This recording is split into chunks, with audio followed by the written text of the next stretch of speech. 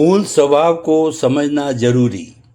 एक बार भगवान शिव और माता पार्वती किसी विवाह समारोह में शामिल होने के लिए आकाश मार्ग से विमान में बैठे जा रहे थे।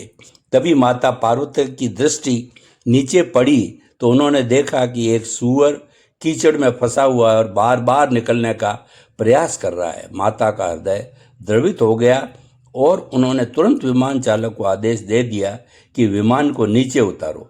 विमान चालक आनाकानी करते हुए बोला, माता जी, यहाँ लैंडिंग करना संभव नहीं है, खामखा बेकार में कोई दुर्घटना हो जाएगी। लेकिन माता तो आखिर माता होती है, वो भला किसी भी प्राणी के बालक को कैसे दुखी देख सकती है। शिव भगवान अपने अंतर ध्यान में मग्न सब लीला देख रहे थे। माता पार्वती ने तुरंत उन्हें झकझोरते हुए कहा, आप तो अंतर्यामी हैं, सब देख रहे होंगे, पृथ्वी का एक प्राणी बड़े ही संकट में है, हमें तुरंत उसकी सहायता करनी चाहिए।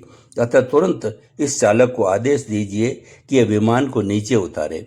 शिव भगवान ने मंद मंद मुस्कुराते हुए कहा, आप व्यर्थ में चिंतित हो रही हैं, वह प्राणी कष्ट में नहीं है, बल्कि वह तो अपने स्वाभाविक रुचि के अनुसार आनंद कर रहा है।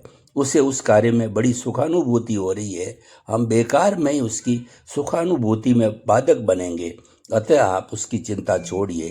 लेकिन माता कहाँ मानने वाली थी, वे अपनी दयालु प्रवृत्ति के साथ साथ हठी भी थी, जो कि स्त्रियों के स्वभाव में पुरुषों से कुछ अधिक होती है।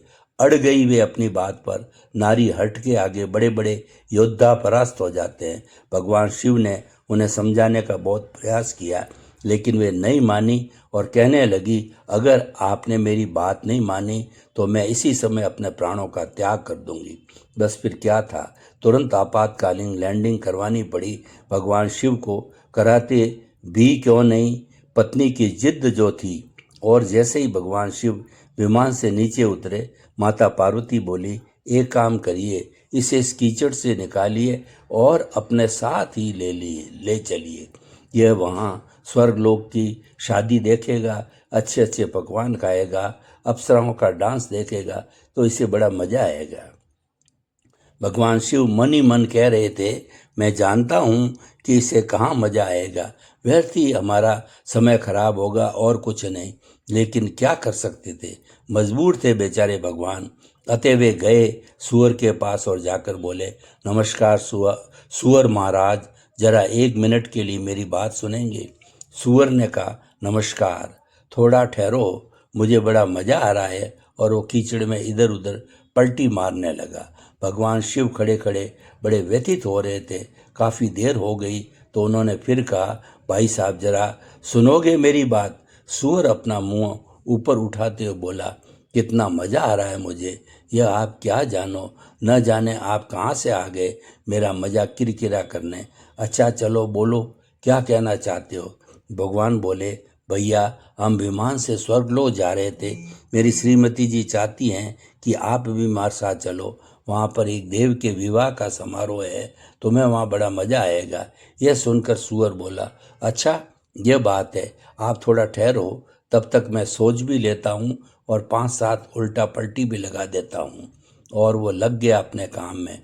जब उसे काफ़ी देर हो गई तो भगवान ने पार्वती के पास जाकर कहा, देखिए, मैं आपको पहले ही कह रहा था कि वह हमारे साथ नहीं चलेगा, उसे यहीं मज़ा आ रहा है और आप हैं कि मानती नहीं। अब चलिए, बहुत समय खराब हो गया है।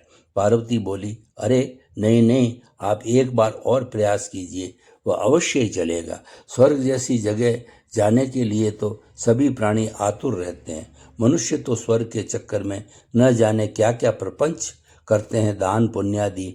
इसे तो बिना कुछ किए ही स्वर्ग जाना नसीब हो रहा है। शिव भगवान को फिर जाना पड़ा, क्या करते बेचारे, मजबूर जो थे। वहाँ जाकर वे बोले, महाराज, आपकी 5-7 उल्टा पलटी हो गई हो तो अब चलो, हमें देर हो रही है।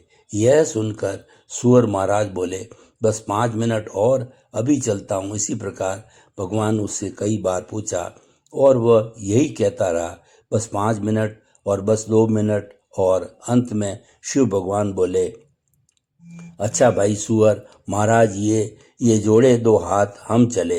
मुझे तो पहले ही पता था कि तुम नहीं चलने वाले, व्यर्थ में इतना समय बर्बाद कर दिया।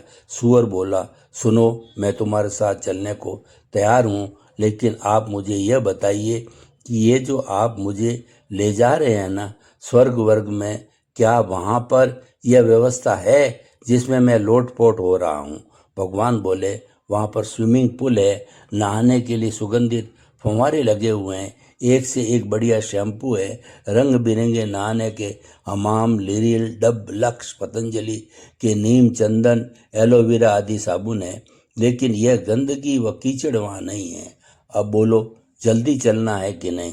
इतना सुनते ही सूअर बोला, तब तो आपका स्वर्ग आपको मुबारक, मुझे नहीं जाना वहाँ, मैं तो यहीं मस्त हूँ। मित्रों, ये वास्तविक स्थिति है कि प्रत्येक प्राणी को अपने स्वभाव में ही आनंद आता है, लेकिन हमें अपने वास्तविक स्वभाव को समझना चाहिए। कहीं ऐसा न हो कि जो हमारा वास्तविक स्वभाव है ही नहीं और हमने ज़बरदस्ती उसे अपना स्वभाव बना लिया हो, ओढ़ लिया हो, जिससे हमारा मूल स्वभाव ढक गया हो, और ये बहुत ही दुखदायी और भयावह स्थिति हो जाती है। एक शराब पीने वाले व्यक्ति को शराब पीने में ही मज़ा आता है और वो कहने लगता है कि यह तो मेरा स्वभाव है, लेकिन अगर वो गहराई से चिंतन करे तो उसे स्पष्ट मालूम हो जाएगा यह उसका मूल स्वभाव नहीं है, बल्कि ओढ़ा हुआ स्वभाव है जिसे छोड़ा जा सकता है। कहा भी जाता है कि वस्तु का स्वभाव धर्म और अहिंसा ही है।